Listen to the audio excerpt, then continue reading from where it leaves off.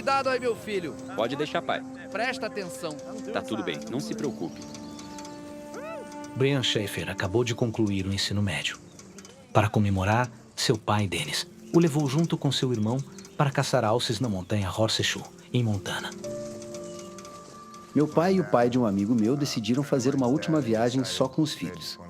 Era um momento de transição em que a gente estava para sair de casa e ia se tornar independente. Cuidado com esses buracos, hein? Presta atenção aqui, filho. Pode deixar, pai.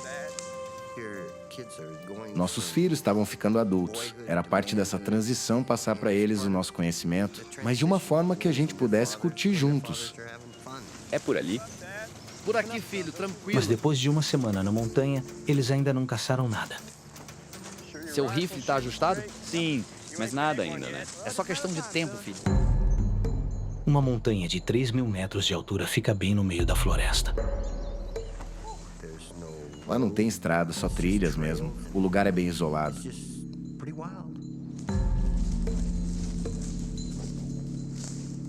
Em setembro, além dos humanos, os ursos também saem à caça. A gente viu muito urso. A temporada de tiro é na mesma época que os ursos saem para caçar comida. Os ursos ficam mais perigosos no outono, porque eles estão se preparando para hibernar. Então eles ficam desesperados por comida para acumular caloria para o inverno.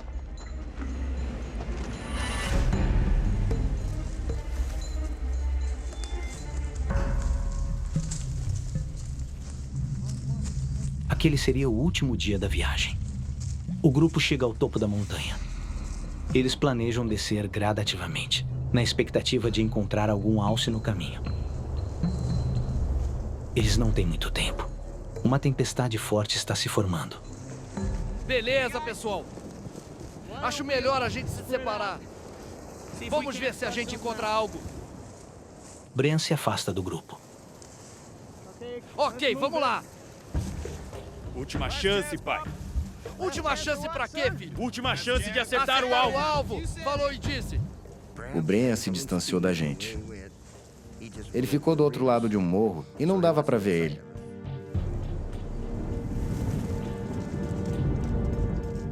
Brian parte sozinho, ignorando todos os riscos ao seu redor. Ele era muito forte fisicamente e era muito determinado. Ele não tinha medo de nada. O colete laranja que ele veste serve para que outros caçadores o vejam mais facilmente. Infelizmente, o colete também chama a atenção de predadores. Mas Brian não se preocupa com isso. Eu me achava o melhor. Não tinha medo de nada, sabe? Eu tinha só 18 anos. Me achava o super-herói.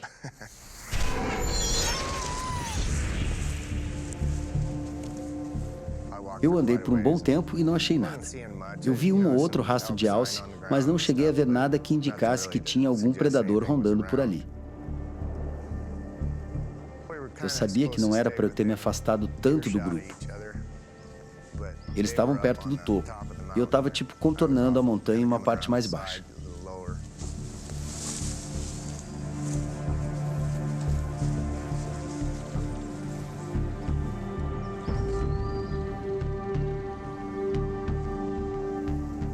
Brian está a menos de 1 quilômetro de seu pai e dos outros caçadores. De repente, um silêncio toma conta da floresta. Naquela hora, tive um mau pressentimento. Estava tudo muito quieto. Não tinha barulho de pássaro cantando. Não tinha nenhum esquilo correndo para cima e para baixo. Devia ter algum predador ali perto que estava afastando os outros animais. Aquilo me deixou arrepiado.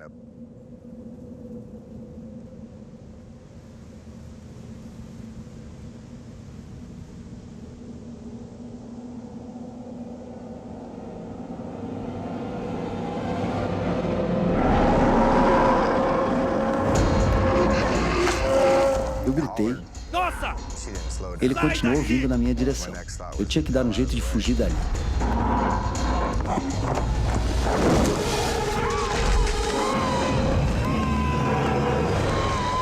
Eu entrei em desespero.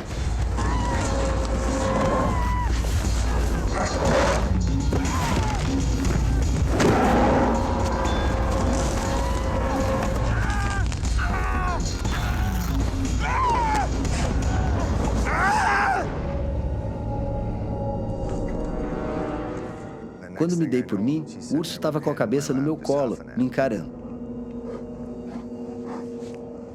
Eu estava apavorado. E daí eu pensei, ou esse urso sai de cima de mim, ou vai ter que me matar porque eu vou atacar. Então eu dei um soco no nariz do urso. E depois dei outro. Ele mordeu o meu polegar. Eu comecei a procurar pela minha arma. E o urso estava pisando bem em cima dela.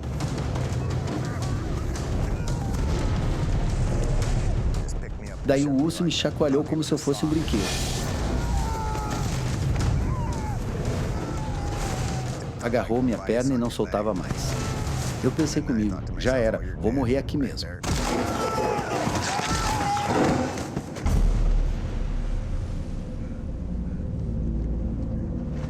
De repente, ele parou de me chacoalhar pela perna e me soltou.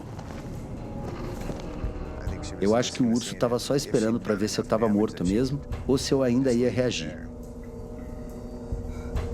Brian precisa ficar imóvel para que o urso não o veja mais como uma ameaça. Assim que ele se mexe, o urso corre para o ataque.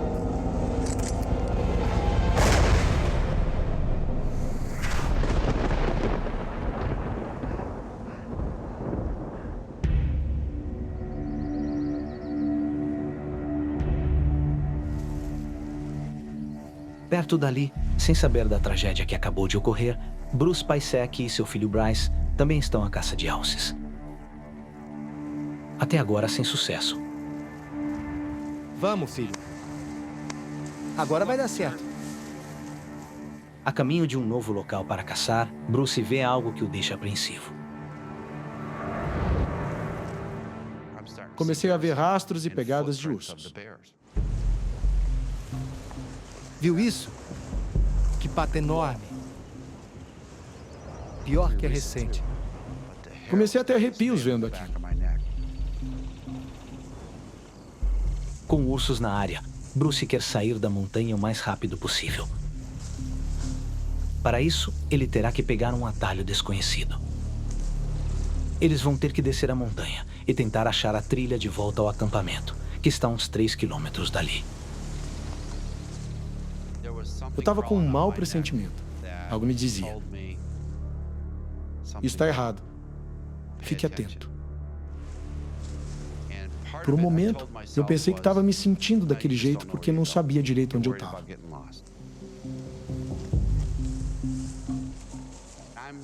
Eu estava muito tenso porque eu estava numa área onde um urso podia aparecer de repente. Então eu ficava gritando e fazendo barulho para tentar espantar qualquer urso que estivesse por ali me rondando. Ok, urso!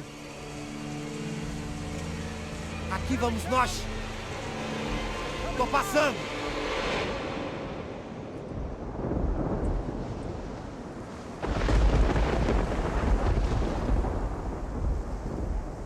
Brian fez o que era quase impossível.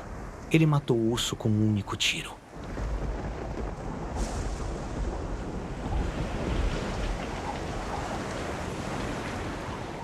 Fiquei muito aliviado. Fiquei feliz, pelo menos naqueles primeiros segundos.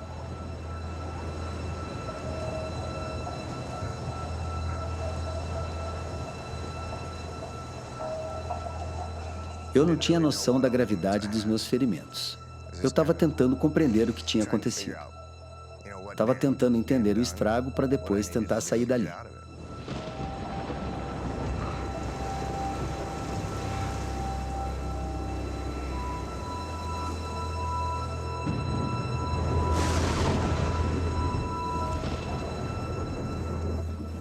A cerca de 2 quilômetros dali, o pai e o irmão de Brian chegam ao acampamento.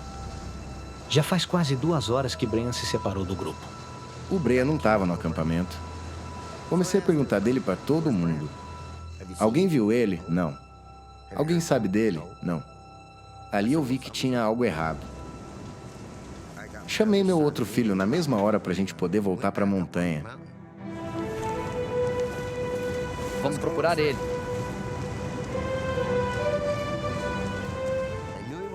Eu sabia que perdido ele não estava. Ele conhecia bem as direções, ele era que nem uma bússola. Então o caminho ele sabia, mas claro, o fato dele não ter aparecido estava me consumindo.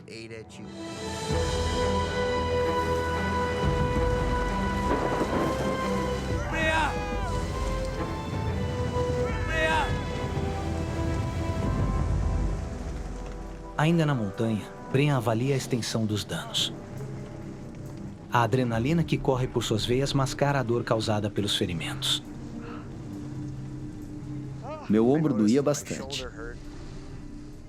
Minha cabeça estava sangrando, mas eu não sabia exatamente o porquê. Bren foi brutalmente atacado.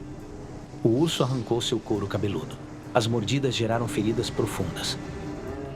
Mas a adrenalina faz com que ele não sinta dor. Quando tenta se levantar, ele fica chocado com o que vê.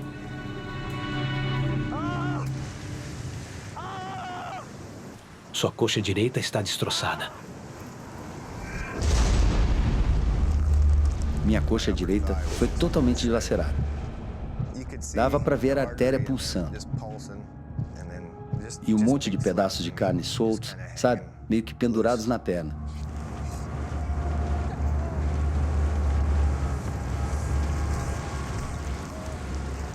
Eu empurrei toda aquela carne solta para dentro da ferida.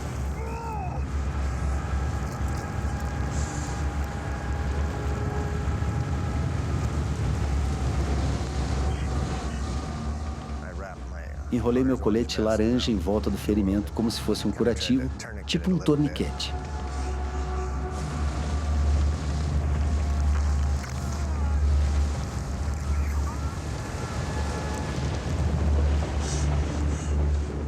Quando amarrei o colete, a dor foi horrível.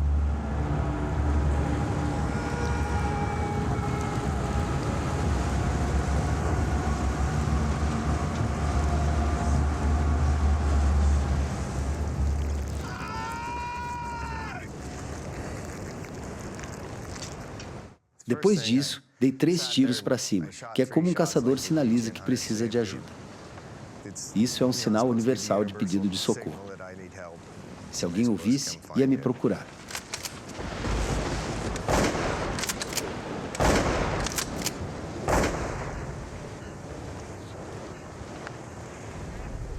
Me fala o seu nome.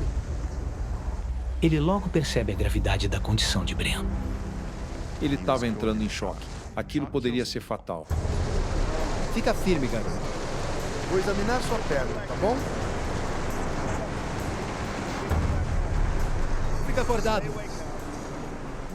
Quando examinei a coxa dele e vi o estado que ela estava, meu coração até disparou. A artéria femoral dele estava exposta, parecia uma mangueira de jardim. E naquele momento eu pensei, esse garoto vai perder a perna ou a vida. Vai ser muita sorte se ele conseguir sobreviver. Tá acordado? Fala comigo. Vai ficar tudo bem, você vai ver. Ele estava examinando a minha perna, sabe? Ele disse que ia ficar tudo bem. E eu disse, o mocinho do filme sempre acha que vai ficar tudo bem antes de algo terrível acontecer. Vamos, garoto! Ei, fica firme. É isso aí. Estamos quase chegando. A gente podia perder ele por hemorragia ou pelo choque em si. Me ajuda aqui. Se a artéria da perna dele rompesse, ele provavelmente iria morrer com a hemorragia. A gente tinha que tirar ele dali o quanto antes para evitar isso.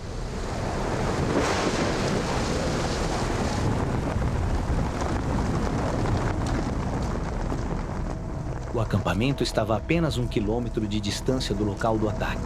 Mas quase 4 horas se passaram até que Bren chegasse nele. Vou procurar ajuda! 2 membros do grupo são designados a sair em busca de ajuda. A guarda florestal fica a cerca de 8 quilômetros dali.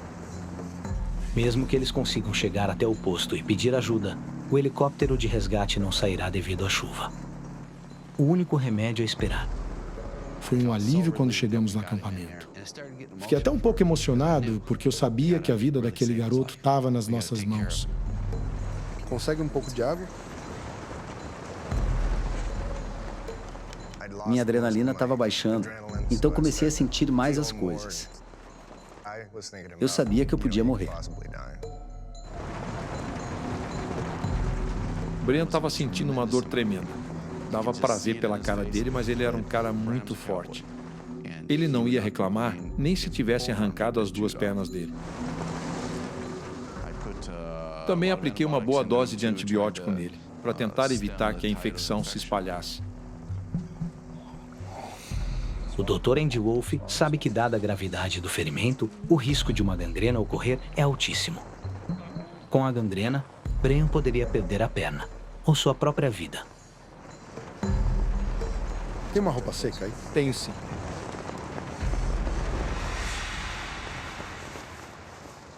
Sem saber da gravidade de sua condição, Brian começa a pensar em sua família. Eu comecei a ficar preocupado com meu pai e meus irmãos. Eles não tinham ideia de onde eu estava, se eu estava vivo ou não. Eu sabia que eles deviam estar me procurando e correndo riscos por aí só por minha causa. Assim que ele ficou estável, eu tirei um tempinho para mim. Eu chorei. Eu chorei porque pensei no sofrimento do pai do Brian. Ele devia estar desesperado. Eu também estaria se isso tivesse acontecido com meu filho. Venha! Ainda na montanha, o pai de Brian teme o pior.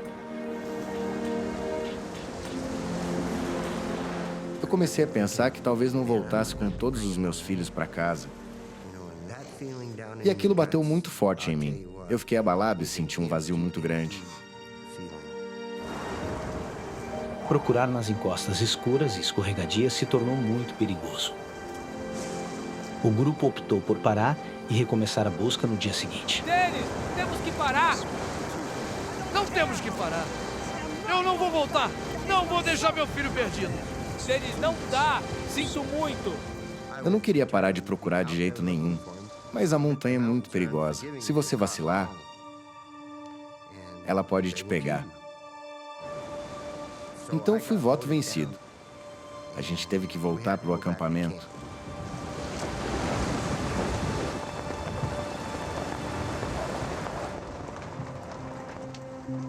Andy conseguiu estabilizar Brian. Mas uma nova ameaça acaba de surgir: a gangrena gasosa. A gangrena gasosa é uma infecção causada por bactérias impregnadas nos tecidos infectados. Elas geram toxinas que destroem tecidos, células e vasos sanguíneos. A gangrena gasosa cresce uns 15 centímetros a cada hora. Se a artéria femoral de Brian tivesse infectada por bactérias, ela iria se romper. O risco era enorme. Ele poderia morrer antes do amanhecer. Então, como tá se sentindo?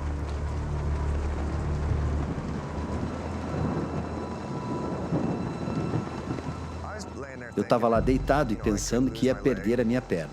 A morte também passava pela minha cabeça. Eu sabia que a situação era grave. O Dr. Andy Wolfe tratou Brian com antibióticos e analgésicos. Mas só isso não basta. Brian precisa de atendimento hospitalar urgentemente. A gangrena gasosa está chegando perto da artéria femoral. Se alcançar a artéria, pode ser o fim. Era muito grave, claro. Afinal, foi um ataque de urso. A cerca de 3 quilômetros dali, o pai de Brian não tem noção do que está acontecendo. A espera pelo amanhecer é agonizante para ele. Eles não me deixavam sair do acampamento. Foi uma tortura para mim ter que esperar ali parado, sem poder fazer nada. O desaparecimento de um filho deixa qualquer pai enlouquecido. As condições estavam péssimas. Foi devastador.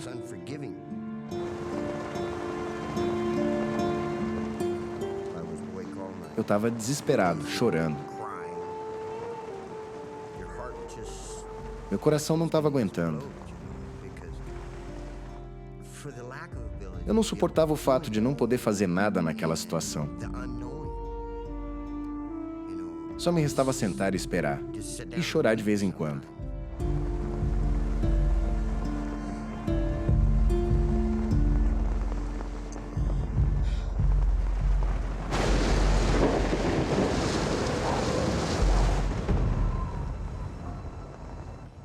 A noite também é angustiante para Andy e Bruce.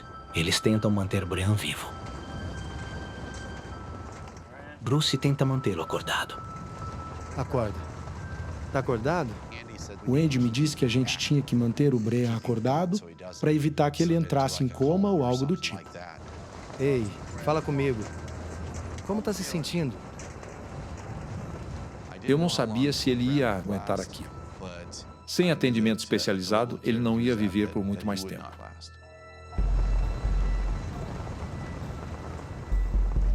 Andy sabe que a gangrena pode matar Brian se ele não chegar ao hospital o mais rápido possível. Fica acordado, garoto. Eu me sentia totalmente impotente. Eu não via a hora do sol raiar e do helicóptero chegar.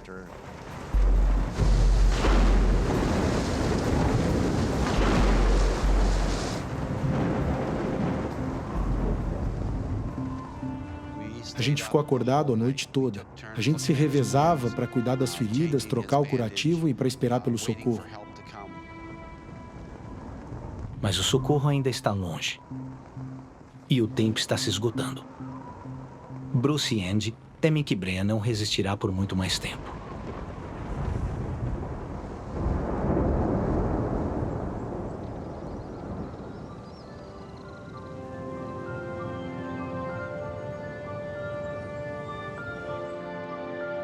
Ainda tá acordado? Logo que amanheceu, a gente ouviu o barulho do helicóptero chegando. Tá ouvindo isso?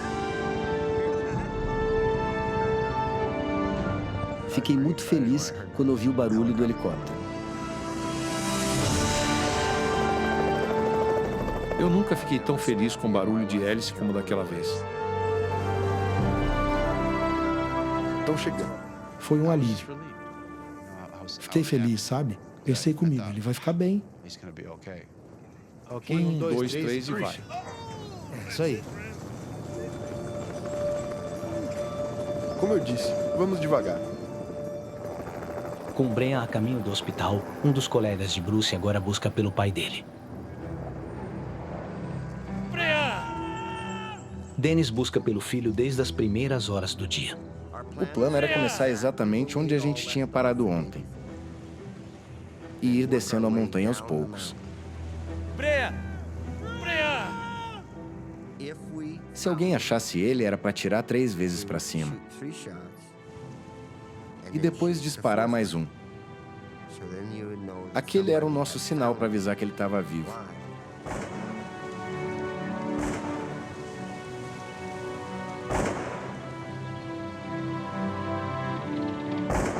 Que felicidade! Eu comecei a descer a montanha correndo, com as lágrimas escorrendo no meu rosto. Eu estava muito feliz em saber que ele estava vivo. Brian ficou internado por 18 dias no Billings Hospital. Milagrosamente, ele não precisou amputar a perna. Foto do hospital. Quando eu acordei, fiquei feliz em ver que a perna ainda estava lá. Foto do hospital. Sinto muita gratidão por todos os anjos que ajudaram meu filho na montanha. O Bruce, o filho dele, e o Dr. Wolf. Eles foram demais. Eu vou ser grato para sempre por eles terem cuidado do meu filho. Não sou herói, só fiz o meu melhor para ajudar. Eu sei que fiz o certo. Até hoje tenho um carinho muito especial por ele. Mais do que ele imagina.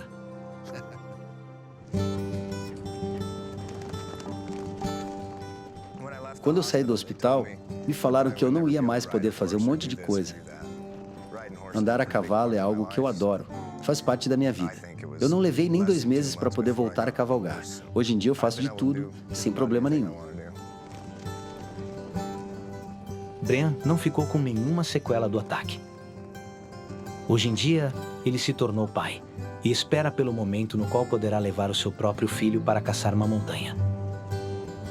A floresta amazônica no Brasil é uma das últimas grandes áreas selvagens que existem. Lar da maior variedade de insetos, pássaros e mamíferos do mundo.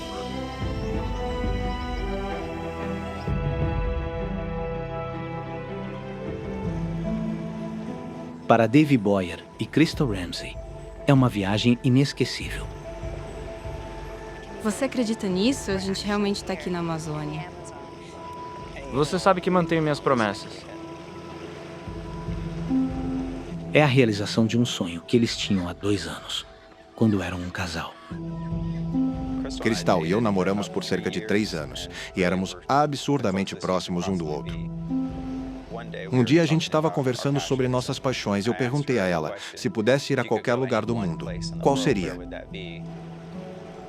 E a Amazônia foi o número 1 para nós dois. Dave e Cristal não estão mais juntos, mas são amigos. Não tinha ninguém com quem eu preferisse ir além dele. Dave sabe que Cristal está em uma luta grave contra a depressão. Na época da escola, que foi quando conheci o Dave, passei por um período muito ruim de depressão.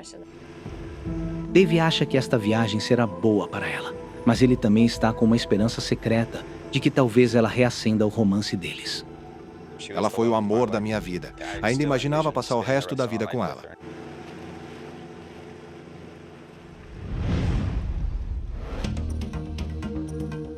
Eles viajaram quase 320 quilômetros da cidade de Manaus, no Brasil, a uma das regiões mais isoladas da Amazônia.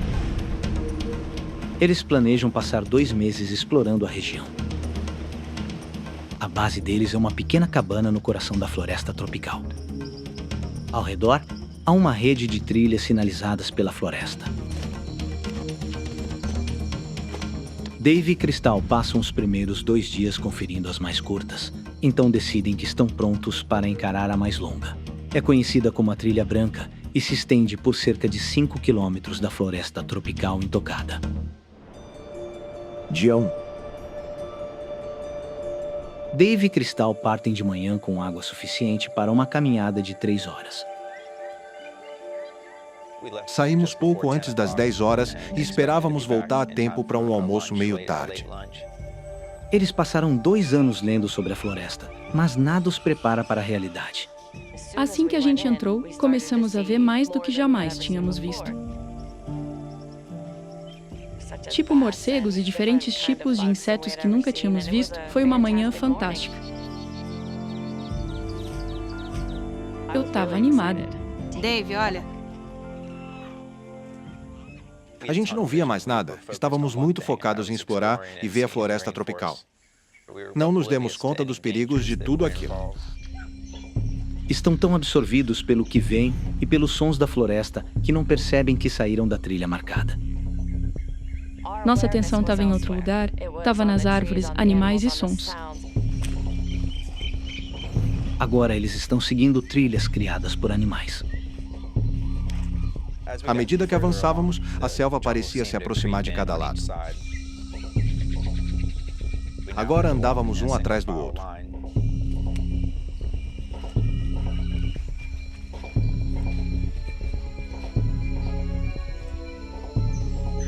Então o caminho desaparece completamente. Pela primeira vez, eles percebem que não estão mais na trilha.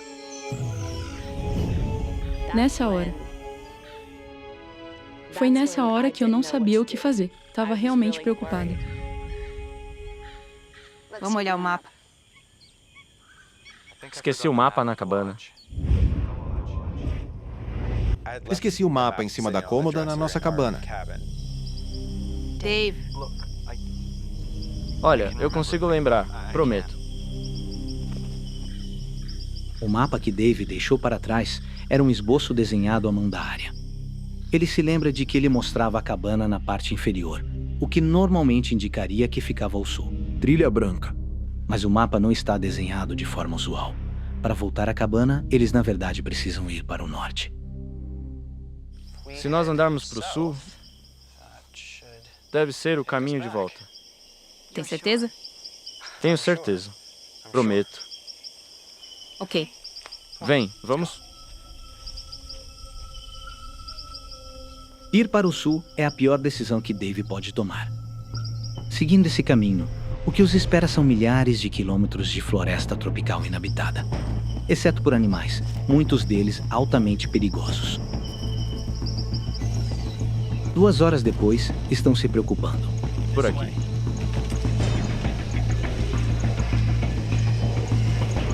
A gente já estava andando há muito mais tempo do que deveríamos. Já devíamos ter voltado há um tempo.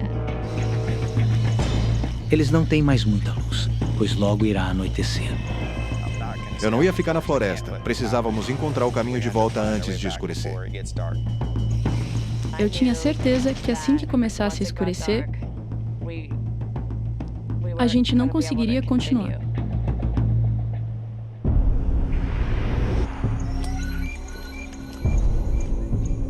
Conforme a noite cai, qualquer chance de encontrar a cabana hoje desaparece.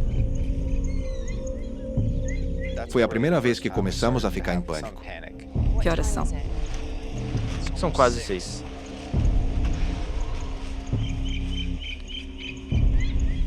Já era pra ter voltado.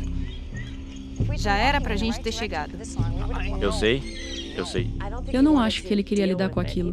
Ele não queria lidar nem mesmo com a necessidade de pensar que a gente ia dormir lá. Eu estava frustrado comigo mesmo. Me sentia responsável pela gente ter se perdido e queria encontrar o caminho de volta. Cristal, você sabe, né? Vamos ter que dormir aqui. Sim. Escolhemos um lugar para ficar, uma área desmatada, e sentamos para esperar a noite passar. Cris, eu sinto muito por isso. Eu devia ter. Tudo bem. Você me compra uma cerveja quando voltarmos e ficamos quites. Ok? Ok. Mas ambos sabem o quão vulneráveis estão. A floresta é cheia de predadores noturnos. Muitas das cobras venenosas saíam pela floresta à noite, assim como as onças. Nós não tínhamos muitas opções para nos protegermos. Dave e Cristal só conseguem pensar em uma coisa. Será que eles conseguem sobreviver aquela noite? Cris, tem alguma coisa aqui.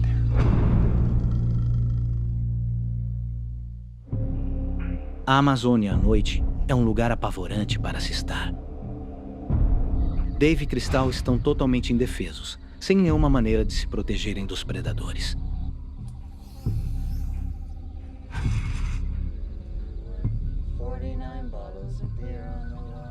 Não íamos dormir de jeito nenhum. Íamos ficar acordados. Se acontecesse algo, estaríamos prontos.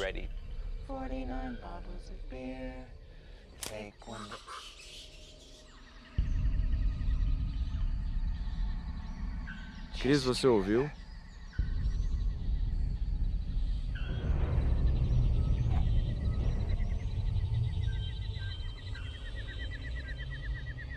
Cris, tem algo aqui.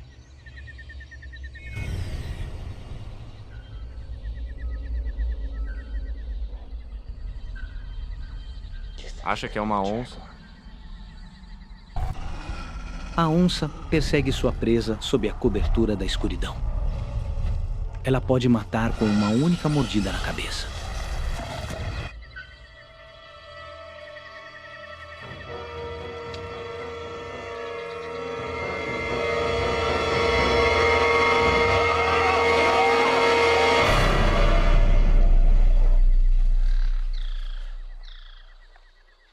Seja o que for, Dave conseguiu afastá-lo por enquanto.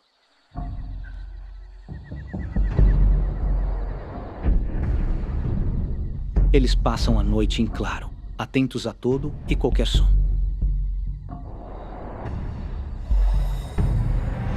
Dia 2. Dave e Cristal conseguiram sobreviver quase ilesos à noite. Tô coberto de mordida de mosquito. Fique feliz que só isso te mordeu. Muito engraçado. Então, qual o plano? Dave precisa levá-los de volta à cabana o mais rápido possível, pois Cristal toma remédios para a depressão, e ele sabe que ela não os trouxe com ela. Ela nunca tinha ficado um dia sem o remédio. Essa trilha vai pro sul. Então deve levar a gente de volta pra cabana. Ok. Vamos chegar pra comer. Sim. Vamos. Eu acreditava que estávamos perto, na direção certa. Só tínhamos ficado sem tempo na noite anterior. Ia ser fácil. Mas a cada passo que dão, eles continuam a se afastar mais da segurança da cabana.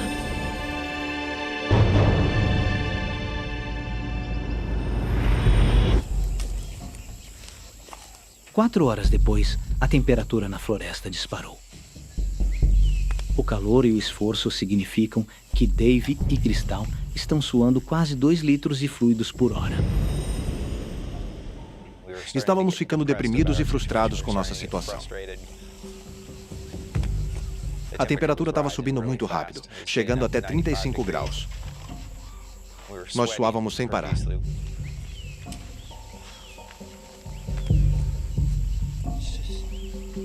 Vamos parar.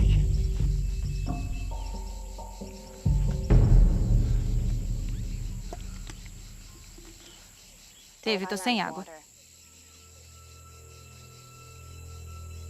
Quando eu percebi que a gente estava sem água, e estava bem quente, e eram 10 da manhã, eu comecei a perceber que as coisas não iam simplesmente ficar bem. A gente sabia que estava perdendo água muito rápido e íamos funcionar cada vez pior. Nosso cérebro ia começar a nos enganar e nosso corpo ia eventualmente ceder. Tem que ter algo por aqui. A ironia é que a bacia amazônica é um dos lugares mais úmidos do planeta. Muita chuva pode cair em um único mês, deixando poças d'água por toda parte. Mas enfrentam um dilema agonizante. Eu não sabia o que fazer. Devíamos beber água e talvez ficar muito doentes? Ou arriscar ficarmos doentes de desidratação? Tenho uma ideia.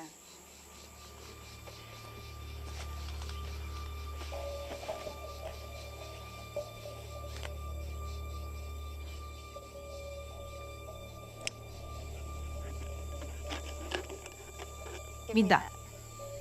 Meu plano era usar meu sutiã esportivo como um filtro.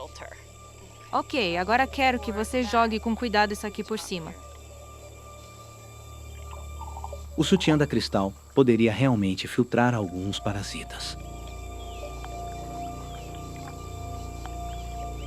Mas não eliminará micro-organismos menores que podem deixá-los muito doentes. Ok. Saúde.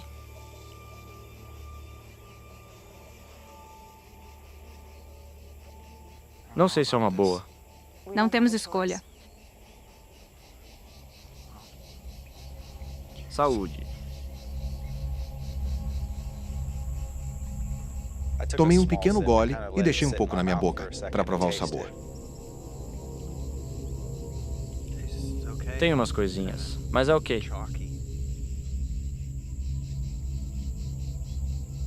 A gente estava preocupado com a água, mas quando a temperatura chegou a 35 graus e estávamos suando daquele jeito, no fim das contas, era mais doloroso não beber.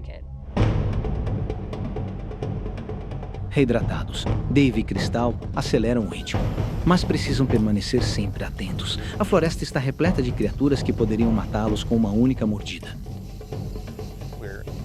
A gente estava escutando os sons e tentando descobrir o que estava na floresta ao nosso redor.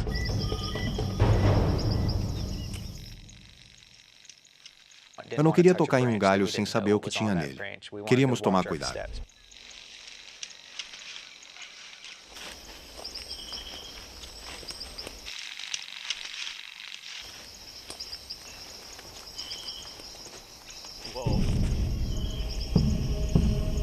O quê? Uma cobra.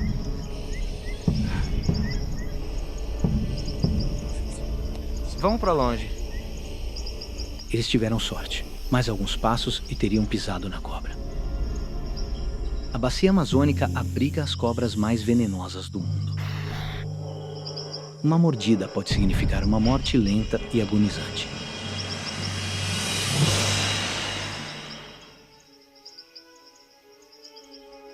No meio da tarde, Dave está recorrendo a uma nova tática desesperada na busca pela cabana.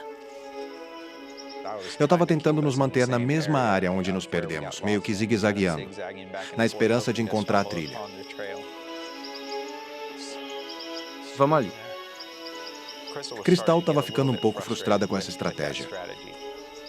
Dave estava literalmente caminhando em círculos e não percebia que era isso que estava fazendo.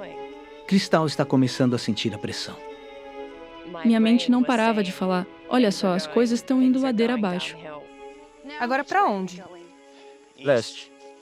Leste. Há 20 minutos estávamos indo pro sul. Temos que tentar todas as direções. Talvez seja melhor o norte. Dave, isso é loucura. Não aguento mais ouvir sobre direções, sendo que você não sabe pra onde estamos indo e tudo que estamos fazendo é andar em círculos. Dave continuava criando uma estratégia diferente constantemente, a cada poucas horas, sempre que adiantes não funcionava. E isso não estava dando certo para mim. Temos que repensar. Ok, então.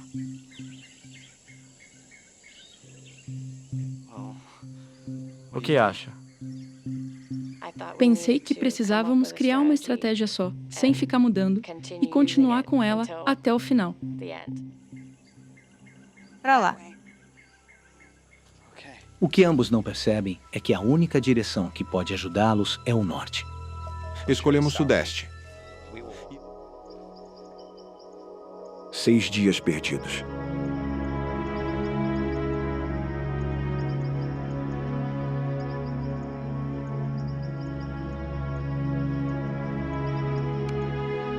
Queria documentar da melhor forma possível, então tirei uma foto. Esperando que um dia alguém ia encontrar nossos ossos e nossa câmera. E que visse que a gente esteve lá no 6º dia.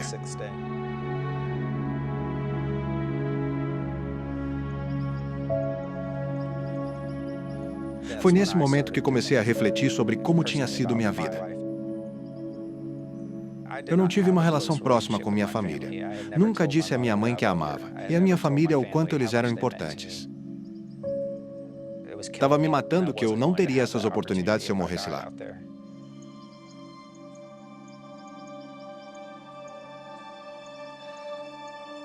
Esse pensamento dá a Dave a determinação que ele precisa para continuar.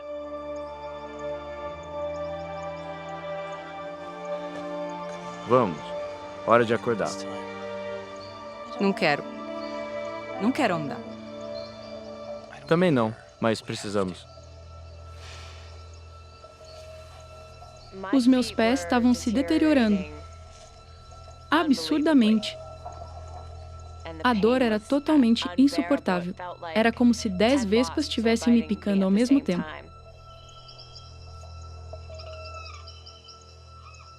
Se a gente ficar aqui, morre. É simples assim. Cristal encontra força para tentar mais uma vez. Ok. Levanta.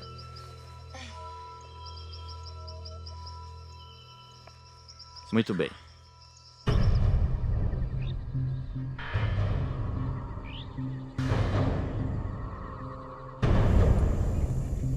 Eles continuam. E agora o terreno fica mais difícil. Vamos, Chris. E à medida que os pés de Cristal ficam insuportavelmente doloridos, a depressão começa a dominá-la. Eu não conseguia mais andar. Eu tentava e logo caía.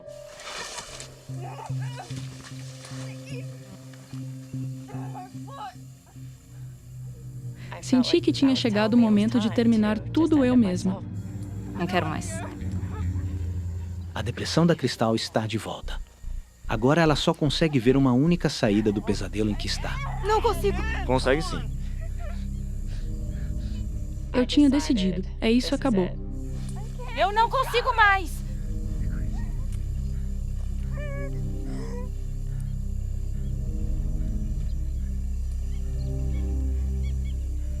Me dá a faca. Não. Ela realmente estava querendo tirar a própria vida. Ela pensava em cortar os pulsos, acabar com tudo aquilo e pôr um fim naquela miséria.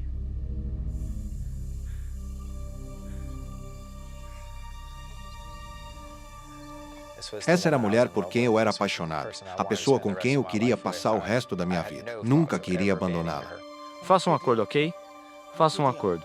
Falei para ela. Ela não queria mais uma noite daquilo, sabia disso. Se chegasse a noite e nós ainda estivéssemos lá, daria a ela a faca. Se esforça hoje. Cristal aceita o acordo de Dave. Se eles não conseguirem sair da floresta até o anoitecer, ambos se matarão. Mas iremos juntos.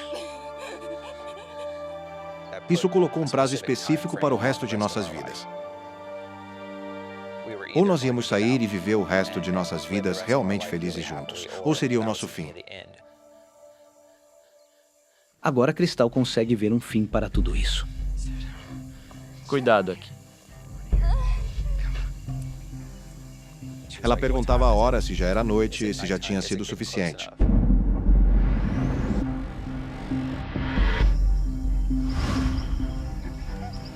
Vamos.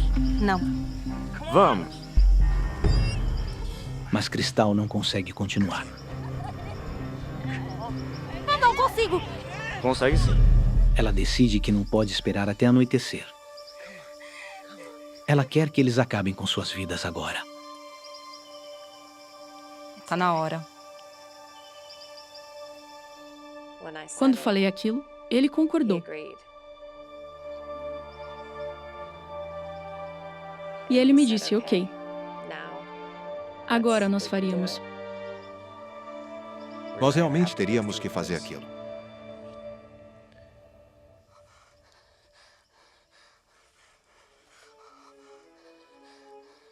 Dave tinha aceitado morrer, mas havia um pensamento que ele não conseguia tirar da cabeça. Eu queria lavar a lama que estava nos meus braços. Eu queria lavar o rosto e ter o corpo limpo. Tá com o espírito limpo.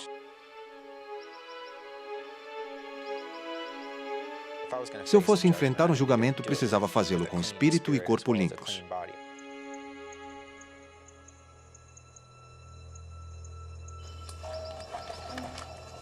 Ele começa a procurar água para se lavar.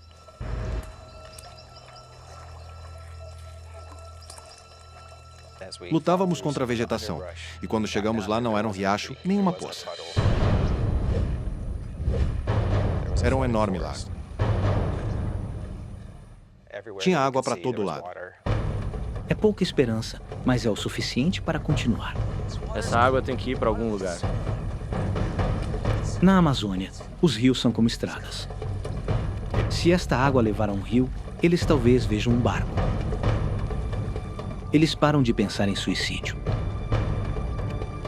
Senti uma onda de energia e raiva que me fizeram querer lutar mais na água.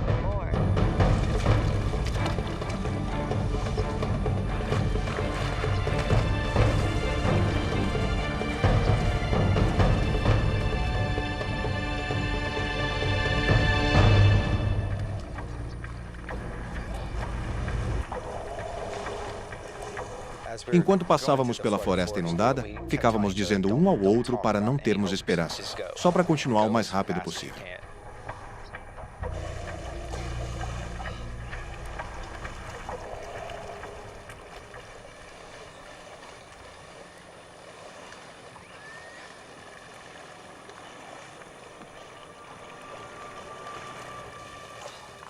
Dave, olha. Eu pensei que devia estar alucinando. Eu disse, Dave, tô vendo isso? Isso é mesmo real? Olha. E ele falou o que era. Oi! Oi! Oi! Ele não acenou de volta e parecia que estava muito longe. Oi! A gente na hora começou a gritar sem parar, pedindo ajuda e querendo chamar a atenção.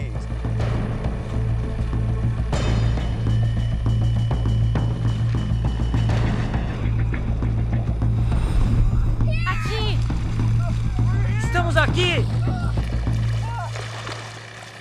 Ajuda! Ele não respondeu. Ajuda!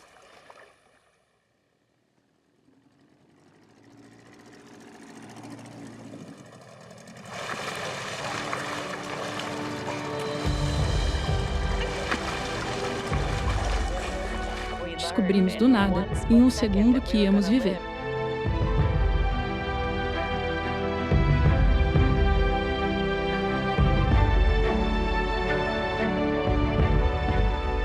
Eu estava gritando e chorando. Foi definitivamente o melhor momento da minha vida. O sol estava se pondo, então o céu estava todo rosa. E eu e Dave apenas nos olhando chorando, as lágrimas escorrendo pelos nossos rostos. Foi uma alegria indescritível. Simplesmente ficamos nos olhando e olhamos para o céu. Nós estávamos absurdamente gratos por estarmos vivos. Dave e Crystal têm uma sorte incrível. O seu salvador os encontrou por acaso em um dos rios que os barcos quase nunca usam. Eles descobrem depois que equipes de busca passaram 4 dias procurando. Mas eles nunca chegaram perto do local remoto onde Dave e Crystal estavam.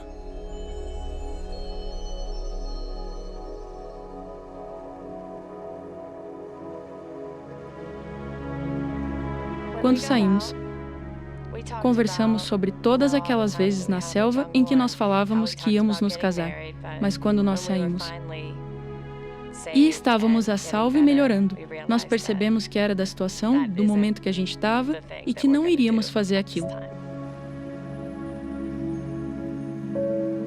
Na floresta, nós combinamos, se conseguíssemos sair disso, vamos viver o resto de nossas vidas juntos. E quando a realidade de estar fora bateu, ela não se sentia mais dessa forma. Não era o que ela realmente queria. E isso me deixou bem desapontado. E continuou a ser algo que machucou durante um bom tempo.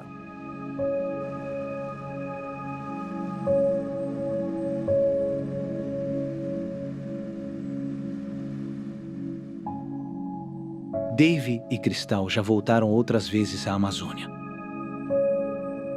Eles nunca recomeçaram um relacionamento. Mas depois do que passaram naqueles 6 dias desafiando a morte, eles ficaram amigos ainda mais próximos.